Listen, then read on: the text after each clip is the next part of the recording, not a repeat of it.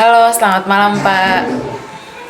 Ada kata pepatah yang mengatakan bahwa tak kenal maka tak sayang. Oleh karena itu, perkenalkan di sini nama lengkap saya Manyela Natalis Arwinda, NIM saya yaitu 230201010.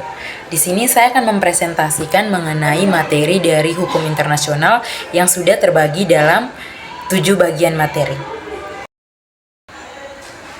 Oke, untuk materi yang pertama di sini yaitu ada bentuk perwujudan dari hukum internasional. Untuk bentuknya tersendiri ada 3 bagian, yaitu yang pertama hukum internasional umum, universal atau global. Hukum internasional umum, universal atau global adalah hukum internasional yang berlaku secara umum, universal atau global di seluruh dunia terhadap semua atau bagian terbesar dari subjek-subjek hukum internasional pada umumnya dan negara-negara pada khususnya. Bentuk yang kedua yaitu hukum internasional regional. Berbeda dengan hukum internasional umum, hukum internasional regional merupakan hukum yang hanya berlaku dalam ruang lingkup yang lebih terbatas, yakni hanya berlaku di dalam suatu region atau kawasan tertentu. Hukum regional ini juga bisa tumbuh dan berkembang dalam kawasan yang bersangkutan, baik dalam bentuk hukum kebiasaan internasional atau bisa juga berbentuk perjanjian-perjanjian internasional regional yang mengatur masalah yang khas tumbuh dan berkembang di kawasan yang bersangkutan. Untuk bentuk yang ketiga yaitu ada hukum internasional khusus. Berbeda dengan hukum internasional umum maupun hukum internasional regional yang cirinya lebih tampak pada ruang lingkup atau global atau kawasan yang berlakunya. Hukum internasional khusus atau special international law dicirikan oleh subjek-subjek hukum internasional yang tunduk atau menjadi pihak di dalamnya tanpa memandang di kawasan mana subjek-subjek hukum itu berada. Oke, untuk materi kedua yaitu ada sejarah perkembangan hukum internasional. Di sini ada 5 bagian. Hukum internasional adalah sistem norma dan prinsip yang mengatur hubungan antara negara-negara dan entitas internasional lainnya. Sejarah perkembangan hukum internasional ini dapat dibagi menjadi beberapa periode penting yang mencerminkan evolusi pemikiran dan praktik dalam hubungan antar negara. Untuk tahap pertama yaitu pada era kuno dan abad pertengahan. Pada awalnya, konsep hukum internasional dapat ditelusuri kembali ke peradaban kuno seperti Mesir, Yunani, dan Romawi. Di Yunani, para filsuf seperti Aristoteles membahas tentang keadilan dan hubungan antar negara. Namun, hukum yang mengatur hubungan ini masih bersifat informal dan tidak terstruktur. Selama abad pertengahan, munculnya agama-agama besar seperti Kristen dan Islam memberikan pengaruh signifikan terhadap pemikiran hukum internasional. Misalnya, Santo Agustinus dan Thomas Aquinas mengembangkan ide-ide tentang hukum moral yang berhubungan dengan keadilan universal. Pada saat ini, doktrin perang yang adil mulai berkembang sebagai upaya untuk memberantasi kekerasan dalam konflik. Masa kedua yaitu Renaissance dan pembangunan teori hukum internasional. Periode Renaissance dimulai pada abad ke-15 hingga ke-17 menandai perubahan besar dalam pemikiran politik dan hukum. Para pemikir seperti Hugo Grotius dianggap sebagai bapak hukum internasional modern. Dalam karyanya yaitu De Jure Belli Ac Pax pada tahun 1625, Grotius menyatakan bahwa ada hukum alam yang berlaku bagi semua manusia, terlepas dari kebangsaan atau agama mereka. Ia juga memperkenalkan mengenai konsep hak asasi manusia yang menjadi dasar bagi banyak norma hukum internasional saat ini. Masa yang ketiga yaitu pada abad ke-19. Pembentukan sistem hukum internasional abad ke-19 melihat pembentukan berbagai institusi internasional dan perjanjian multilateral pertama. Konvensi Jenewa pada tahun 1864 mengenai perlindungan korban perang merupakan salah satu contoh awal dari upaya untuk menciptakan norma-norma yang diakui secara internasional. Selain itu, Liga Bangsa-Bangsa didirikan setelah Perang Dunia I sebagai usaha untuk mencegah konflik melalui diplomasi. Masa yang keempat yaitu pasca Perang Dunia II yaitu hukum internasional modern. Setelah Perang Dunia II, dunia menyaksikan pembentukan Perserikatan Bangsa-Bangsa pada tahun 1945 yang bertujuan untuk mempromosikan perdamaian dan keamanan global. Piagam PBB menjadi dokumen fundamental dalam pengaturan hubungan antar negara serta norma-norma hak asasi manusia melalui Deklarasi Universal Hak Asasi Manusia pada tahun 1948. Selanjutnya, perkembangan hukum internasional humaniter juga terjadi dengan adanya Konvensi Jenewa tambahan pada tahun 1977 yang memperluas perlindungan bagi individu dalam situasi konflik bersenjata. Untuk masa yang kelima yaitu hukum internasional kontemporer. Di era modern ini, hukum internasional terus berkembang dengan munculnya isu-isu baru seperti perubahan iklim, terorisme global, dan perdagangan internasional. Mahkamah Internasional atau ICJ berperan penting dalam menyelesaikan sengketa antar negara berdasarkan prinsip-prinsip hukum internasional. Selain itu, pengadilan-pengadilan khusus seperti Pengadilan Kriminal Internasional atau ICC dibentuk untuk menangani pelanggaran serius terhadap hukum humaniter internasional. Secara keseluruhan, sejarah perkembangan hukum internasional ini menunjukkan bahwa perjalanan panjang dari norma-norma informal menuju sistem kompleks yang mengatur interaksi antara negara-negara di dunia saat ini. Untuk materi yang ketiga yaitu apa sih subjek hukum dari internasional? Yaitu yang pertama ada negara. Menurut Konvensi Umum Montevideo tahun 1949 mengenai hak dan kewajiban negara, kualifikasi suatu negara untuk disebut sebagai pribadi dalam hukum internasional adalah yang pertama penduduk yang tetap, yang kedua yaitu memiliki wilayah tertentu, pemerintahan, dan kemampuan untuk mengadakan hubungan dengan negara lain. Yang kedua yaitu ada organisasi internasional. Klasifikasi organisasi internasional ini menurut Theodore Columbus dan James yaitu yang pertama organisasi internasional yang memiliki keanggotaan secara global dengan maksud dan tujuan yang bersifat umum, contohnya adalah Perserikatan Bangsa-Bangsa. Yang kedua, organisasi internasional yang memiliki keanggotaan dengan maksud dan tujuan yang bersifat spesifik, contohnya adalah UNESCO. Yang ketiga yaitu organisasi internasional dengan keanggotaan regional dengan maksud dan tujuan global, contohnya adalah ASEAN dan Eropa Union. Yang ketiga ada Palang Merah Internasional. Pada awal mulanya, Palang Merah Internasional ini merupakan organisasi dalam lingkup nasional, yaitu pada saat itu Swiss yang kemudian didirikan oleh 5 orang yang diketuai oleh Henry Dunant dan mereka bergerak di bidang kemanusiaan. Palang Merah ini kemudian mendapat simpati dari banyak negara dan akhirnya dihimpun menjadi Palang Merah Internasional yang kemudian berkedudukan di Jenewa, Swiss. Yang keempat ada Tata Suci Vatikan. Tata Suci Vatikan ini diakui sebagai subjek hukum internasional berdasarkan Traktat Lateran tanggal 11 Februari 1929 antara pemerintah Italia dan Tata Suci Vatikan mengenai sebidang tanah di Roma. Eksistensi Tata Suci Vatikan sendiri berdiri sebagai pribadi hukum internasional, walaupun tugasnya tidak seluas tugas dan kewenangan negara, sebab hanya terbatas pada bidang kerohanian dan kemanusiaan, sehingga hanya memiliki kekuatan moral saja. Untuk subjek yang berikut yaitu ada pemberontak. Kelompok pemberontak atau belligerent muncul sebagai akibat dari adanya masalah dalam negeri suatu negara berdaulat. Misalnya pemberontakan bersenjata yang terjadi di sebuah negara yang dilakukan oleh sekelompok orang yang melawan pemerintah yang sedang berkuasa. Pemberontak sendiri dapat menjadi subjek hukum internasional jika memenuhi beberapa unsur. Yang pertama yaitu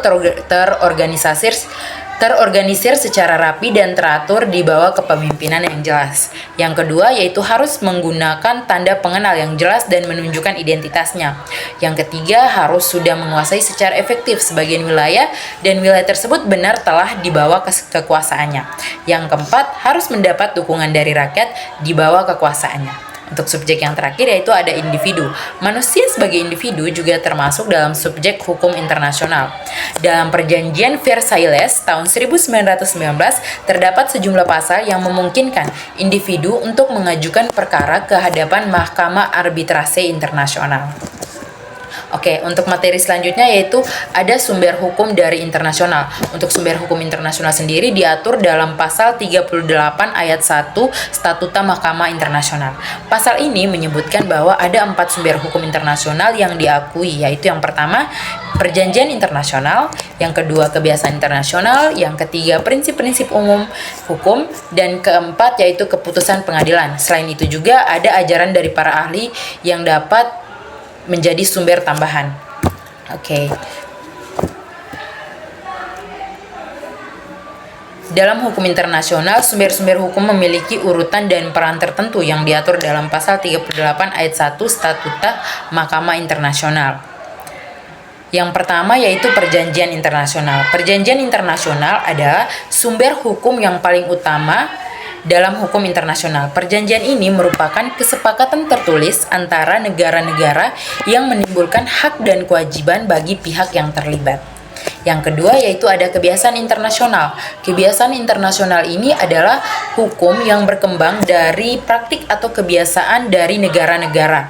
Hukum kebiasaan ini muncul dari adat istiadat atau praktek-praktek negara serta dapat diterima sebagai hukum oleh komunitas. Yang berikut ada prinsip-prinsip hukum, prinsip-prinsip umum tentang hukum.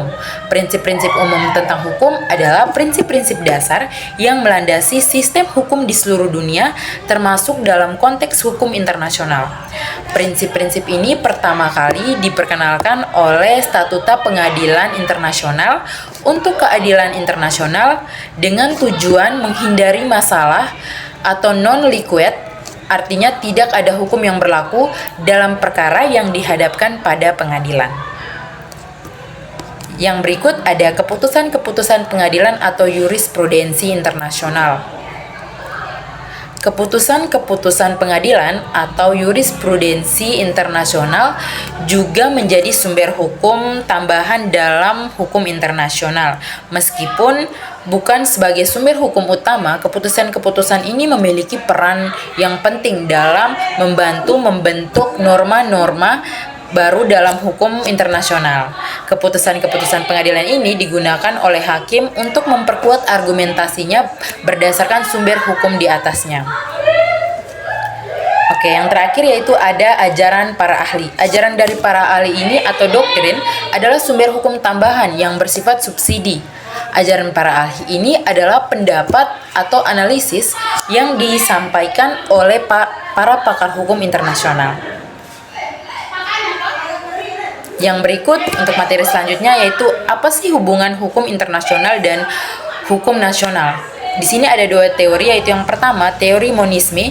Ini didasarkan pada pemikiran bahwa satu kesatuan dari seluruh hukum yang mengatur hidup manusia. Dengan demikian, hukum nasional dan hukum internasional merupakan satu kesatuan yang lebih besar, yaitu hukum yang mengatur kehidupan manusia. Menurut aliran monisme, primat hukum nasional, hukum internasional berasal dari hukum nasional. Contohnya adalah hukum yang tumbuh dari praktik negara-negara. Karena hukum internasional berasal atau bersumber dari hukum nasional, maka hukum nasional kedudukannya otomatis lebih tinggi dari hukum internasional. Sehingga bila ada konflik hukum nasional lah yang diutamakan. Teori kedua ada dualisme. Aliran dualisme ini bersumber pada teori bahwa daya ikat hukum internasional bersumber pada kemauan negara. Hukum internasional dan hukum nasional merupakan dua sistem atau perangkat hukum yang terpisah. Dalam memahami berlakunya hukum internasional, terdapat dua teori yang cukup dikenal, yaitu monisme dan dualisme. Menurut teori dualisme, hukum internasional dan hukum nasional merupakan dua sistem yang sama sekali berbeda. Hukum internasional mempunyai satu karakter yang berbeda dengan intrinsik atau intrinsically dari hukum nasional karena melibatkan sejumlah besar sistem hukum domestik. Oke, untuk materi yang berikut yaitu ada penyelesaian sengketa internasional. Di sini penyelesaian sengketa internasional ada dua, yaitu yang pertama secara damai dan secara kekerasan. Untuk secara damai sendiri dibagi menjadi dua, yaitu yang pertama melalui metode diplomatik. Metode diplomatik ini ada beberapa cara, yaitu yang pertama negosiasi atau perundingan. Perundingan ini merupakan pertukaran pandangan dari usul-usul antara dua pihak yang bersengketa untuk menyelesaikan suatu persengketaan atau hanya berpusat pada diskusi yang dilakukan oleh pihak terkait jika tidak melibatkan pihak ketiga. Yang kedua yaitu ada cara melalui pernyataan atau penyelidikan. Penyelidikan ini dilakukan oleh pihak ketiga atau badan yang bersifat internasional yang tidak memihak dan dimaksudkan untuk mencari fakta atau bukti dari persengketaan tersebut. Dalam hal ini pihak ketiga dapat melalui organisasi internasional seperti Dewan Keamanan Perserikatan Bangsa-Bangsa. Yang ketiga yaitu ada mediasi. Dalam hal ini ada pihak ketiga yang hanya bertindak sebagai pelaku mediasi atau mediator komunikasi bagi pihak ketiga untuk mencarikan negosiasi guna menyelesaikan permasalahan dari dua negara yang bersengketa. Yang berikut ada konsiliasi. Konsiliasi ini merupakan kombinasi antara penyelesaian dari cara pertanyaan dan mediasi. Yang kedua ada metode hukum. Di sini ada arbitrasi. Pihaknya adalah negara, individu, dan badan hukum. Arbitrasi lebih fleksibel dibandingkan dengan penyelesaian melalui pengadilan. Ciri khas arbitrasi adalah terbentuknya sebuah pengadilan oleh pihak yang bersengketa untuk memperbaiki bagi pemecahnya masalah atau suatu pertikaian atau serangkaian pertikaian dengan mendasarkan pada hukum internasional dan putusan yang hasilnya dianggap mengikat dari para pihak. Yang kedua ada Mahkamah Internasional atau Pengadilan Internasional. ICJ mendapat kewenangan untuk memutuskan atas suatu kasus melalui persetujuan dari semua pihak yang bersengketa. Fungsi peradilan sebagaimana dinyatakan dalam pasal 38 ayat 1 adalah untuk memutus perkara sesuai dengan hukum internasional. Menurut pasal 60, putusan ini bersifat final dan mengikat yang mana dibatasi oleh pasal 59 yang menyatakan bahwa apabila keputusan saja mengikat kepada pihak-pihak yang terkait. Oke, masuk berikut yaitu penyelesaian sengketa internasional dengan kekerasan. Di sini ada berbagai cara, yaitu yang pertama perang. Perang sendiri yaitu artinya penggunaan kekerasan senjata dalam suatu pertarungan hanya dapat dimungkinkan pada saat keadaan terdesak untuk melakukan pembelaan diri jika terlebih dahulu mendapat serangan oleh negara lain. Yang kedua ada retorsi. Retorsi adalah istilah teknis untuk membalas dendam oleh suatu negara terhadap tindakan-tindakan yang tidak pantas atau tidak patut dari negara lainnya. Wujudnya dapat berupa pemutusan hubungan pemikiran, pencabutan hak-hak istimewa pemikiran, penarikan konsesi pajak atau tarif, penarikan kembali eksekuatur bagi konsul negara lawan, penghapusan hak-hak istimewa warga negara, dan lain sebagainya. Yang ketiga ada blokade secara damai. Blokade secara damai sendiri artinya tindakan ini adalah penutupan akses masuk dan dikeluarkannya suatu negara, misalnya larangan masuk kapal oleh negara lain sebagai respon dari tindakan tidak menyenangkan yang dilakukan oleh negara tersebut. Yang keempat ada intervensi. Intervensi ini diartikan sebagai kegiatan yang dilakukan oleh suatu negara, kelompok dalam suatu negara atau suatu organisasi internasional yang mencampuri secara paksa urusan dalam negara lain. Oke, untuk materi selanjutnya yaitu ada pengakuan negara. Pengakuan negara ini adalah suatu pengakuan bahwa suatu kesatuan yang lahir dan diakui pula sebagai pribadi dalam hukum dan masyarakat internasional. Berdasarkan bentuk pengakuan dapat dibedakan menjadi yang pertama yaitu pengakuan de jure, adalah bentuk pengakuan yang tertinggi yang diberikan dengan perhitungan bahwa negara atau pemerintah baru itu secara formal atau resmi telah memenuhi persyaratan yang ditentukan dalam hukum internasional. Pengakuan de jure tidak dapat ditarik kembali kecuali dengan hilangnya syarat negara atau pemerintah itu. Yang kedua ada pengakuan de facto, yaitu diberikan dengan pemerintah baru secara faktual telah memenuhi syarat sebagai negara atau pemerintah. Pengakuan de facto ini merupakan pengakuan faktual sehingga sering diberikan meski negara atau pemerintah baru itu belum stabil. Yang ketiga yaitu ada pengakuan kolektif. Ini pengakuannya diberikan secara bersama sejumlah negara dalam bentuk keputusan nasional atau international decision melalui organisasi internasional maupun tidak.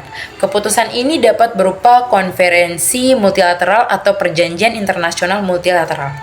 Yang keempat ada pengakuan bersyarat, yaitu diberikan dengan syarat tertentu yang harus dipenuhi oleh negara yang diakui persyaratannya. Persyaratan ini biasanya bersifat objektif yang mana menyangkut kondisi faktual negara yang diakui, namun juga bisa bersifat subjektif, yaitu konsensus politik ekonomi atau perlakuan istimewa negara yang mengakui.